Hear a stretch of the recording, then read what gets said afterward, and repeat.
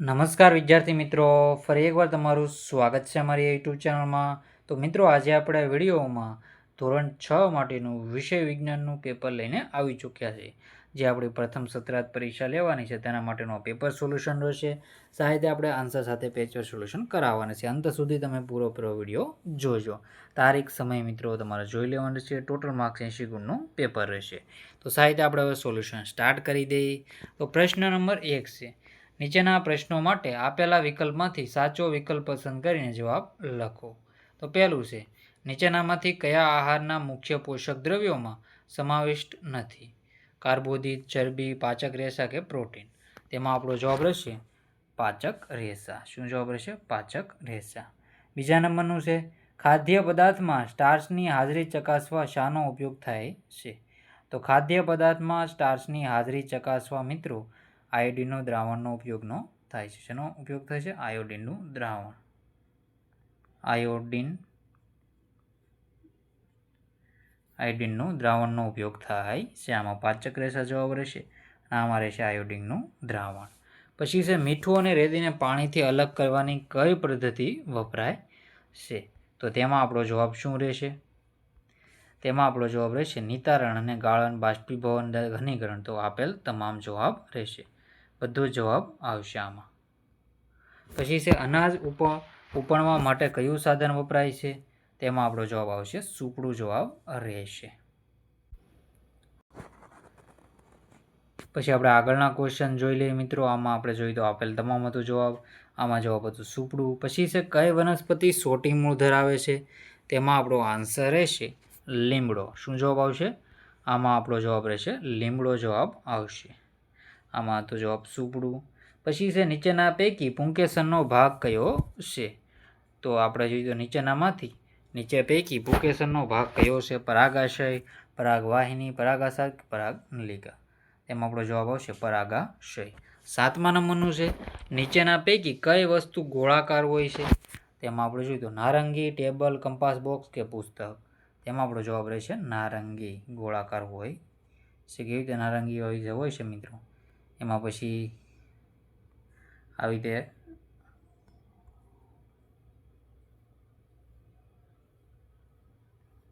બનાવતા હોય છે નારંગી. પછી આપણે આગળનો ક્વેશ્ચન જોઈ લઈએ. નીચે આપેલી વસ્તુમાંથી અપારદર્શક વસ્તુ કઈ છે? તેમાં આપણો આન્સર રહેશે અપારદર્શક વસ્તુ છે અરીસો રહેશે. શું જવાબ રહેશે આમાં? અરીસો.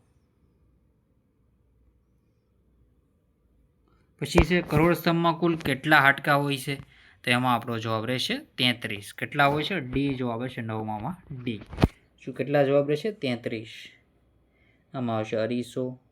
આમાં આવશે નારંગી.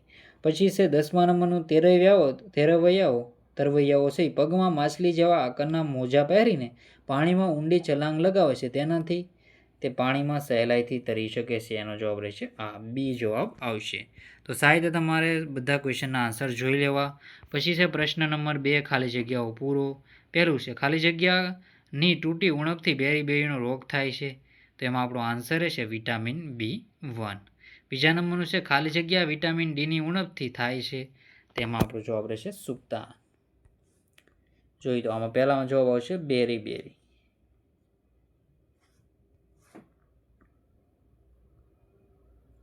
પછી છે, વિટામિન ડીની ઉણપથી સુક્તાન.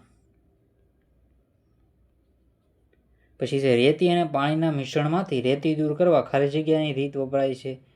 તો ગાળણ. પછી છે, ચોથા નંબરનું રસોઈ માટેના વાસણો ખાલી જગ્યાના બનેલા છે.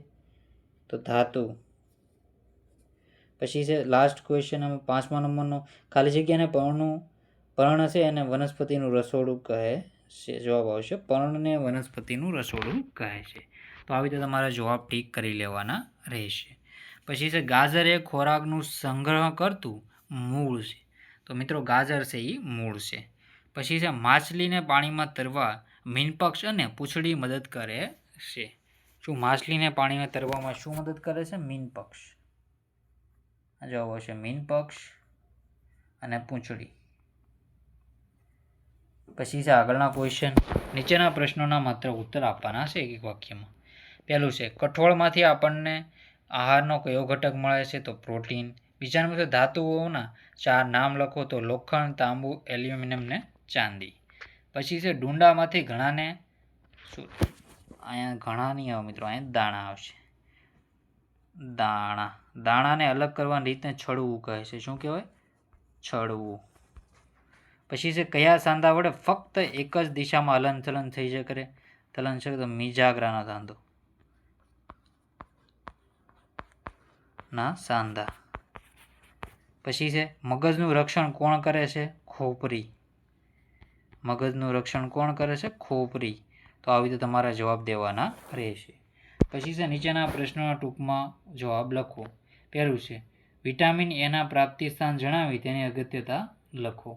તો વિટામિન એના પ્રાપ્તિ સ્થાન દૂધ, માખણ, ઈંડા, માછલી, લીલા પાંદડાવાળા શાકભાજી, ગાજર અને પાલક. અગત્યતા તંદુરસ્ત દ્રષ્ટિ માટે, આંખો અને ત્વચાની જાળવણી માટે વિટામિન એ જરૂરી છે. પ્રોટીનની અગત્યતા જણાવો. પ્રોટીનની આવશ્યકતા શરીરની વૃદ્ધિ તથા સમારકામ માટે હોય છે. પ્રોટીનયુક્ત ખોરાક શરીરવર્ધક ખોરાક પણ કહે છે.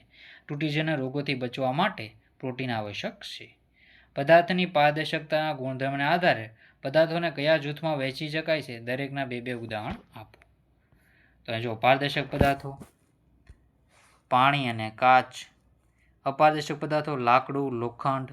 પારભાષક પદાર્થો દૂધિયો કાચ અને તેલિયો કાગળ. આવી તો તેલિયો કાગળની તેલ ચોપડીને આપણને પારભાષક દેખાતું હોય છે. વીણવાની રીત ટૂંકમાં સમજૂતી આપો. રોજિંદા જીવનમાં નિતાણ અને ગાળણ પદ્ધતિ કઈ રીતે ઉપયોગમાં લેવાય છે? એનો જવાબ તમારે ટીક કરવાનો રહેશે. તો અનાજમાંથી મોટા કાકરાને ઉપણવાથી કે ચાળવાથી જુદા પાડી શકાતા નથી. તેમને અલગ કરવા માટે વીણવાની રીતનો ઉપયોગ થાય છે. નરિયા આંખે દેખાતા ને હાથથી પકડી શકાય તેવા ઘટકોને હાથથી વીણીને અલગ પાડી શકાય છે. આ પદ્ધતિને વીણવું કહે છે. ઘઉંમાંથી કાકરાને અને શાકભાજીમાં બગડેલી શાકભાજીને અલગ કરવાની આ પદ્ધતિ વપરાય છે. રોજિંદા જીવનમાં નિતારણ અને ગાળણ પદ્ધતિ કઈ રીતે ઉપયોગમાં લેવાય છે? તો રોજિંદા જીવનમાં પીવાના પાણીને શુદ્ધ કરવા આ બંને પદ્ધતિનો ઉપયોગ થાય છે. કૂવાના કે નદીમાં મળતું પાણી સહેજ ડોળું હોય છે. પાણીને એક મોટા પાત્રમાં ભરી તેને લાંબા સમય સુધી સ્થિર રહેવા દેવાથી ભારે કચરો માત્ર તળિયે ઠરે છે. આ પાત્રમાંથી ધીમે ધીમે રહીને પાણી બીજા પાત્રમાં નીતરી જાય છે અને આ નીતરેલ પાણીને ઝીણા છિદ્રોવાળા કપડા વડે ગાળવાથી પાણીમાં દ્રાવ્ય હલકી તેમજ ભારે અશુદ્ધિઓ દૂર થાય છે. પછી આ પુંકેસરની આકૃતિ છે, સાહિત્ય જોઈ લો. પરાગાશય તંતુ અને ભાગ પણ સાહિત્ય જોઈ લેવા. બાકીના બંને ક્વેશ્ચનો પોઝ કરીને વાંચી લેવાના છે. આના બાકીના ક્વેશ્ચનો આપણે સોલ્યુશન પાર્ટ 2માં કરાવશું. કેમાં કરાવશું? પાર્ટ 2 એટલે કે બીજા ભાગમાં આપણે આનું સોલ્યુશન કરાવશું.